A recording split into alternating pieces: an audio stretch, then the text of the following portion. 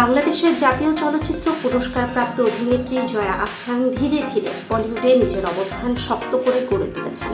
একাধিক প্রশংসিত ছবিতে অভিনয়ের পর এবার তিনি আলোচনায় এসেছেন এক ব্যতিক্রমধর্মী ফটোশুটের কারণে।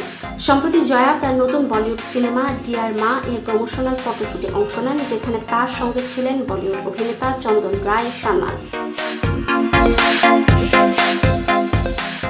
এই ফটোশুটের বিশেষত্ব ছিল জয়ার সাহসী অথচ সঠিক উপস্থিতি। ছবিতে দেখা যায় জয়া ও চন্দন একটি সাদা মার্বেলের বাথটাবে পাশাপাশি বসে আছেন।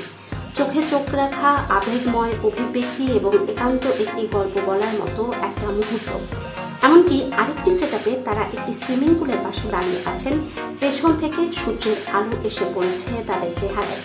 এসব মুহূর্তের মধ্য দিয়ে ফুটে উঠেছে সম্পর্কের জটিলতা, ঘনিষ্ঠতা এবং অভ্যন্তরীণ সংলাপ।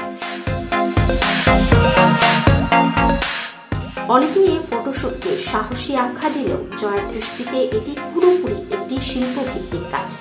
তিনি বলেন, এই দৃশ্যগুলো আমাদের ছবির চরিত্রের প্রয়োজনেই করা। এমন কিছু করার আগে সেটে একটি নিরাপদ এবং সম্মানজনক পরিবেশ তৈরি করা হয়, যাতে আমরা শিল্পী হিসেবে নিজেদের সর্বোচ্চটা দিতে পারি। জয়া আরও বলেন, সিনেমা শুধু গল্প বলা নয়, সেটি কখনো কখনো অনুভূতির ভিজুয়াল অনুবাদ। আমি সেই অনুবাদের অংশ হতে গর্ববোধ করি। ডিয়ার মা পরিচালনা করেছেন জাতীয় পুরস্কারপ্রাপ্ত পরিচালক অনিরুদ্ধ রায়চৌধুরী, যিনি এর আগে পিঙ্কের মতো সামাজিক চলচ্চিত্র উপহার দিয়েছেন। এই ছবিতে মায়ের প্রতি সন্তানের সম্পর্ক এবং আধুনিক সমাজের সংবেদনশীলতা কিভাবে ধ্বংস হয়ে যাচ্ছে সেই বিষয় নিয়ে তৈরি হয়েছে একটি আবেগঘন গল্প। ছবিতে জয়া একজন নারীর চরিত্রে অভিনয় করছেন, যিনি একদিকে মায়ের দায়িত্ব, অন্যদিকে আত্ম অনুসন্ধান, এই দুই টানাপোড়েনের মাঝে দাঁড়িয়ে।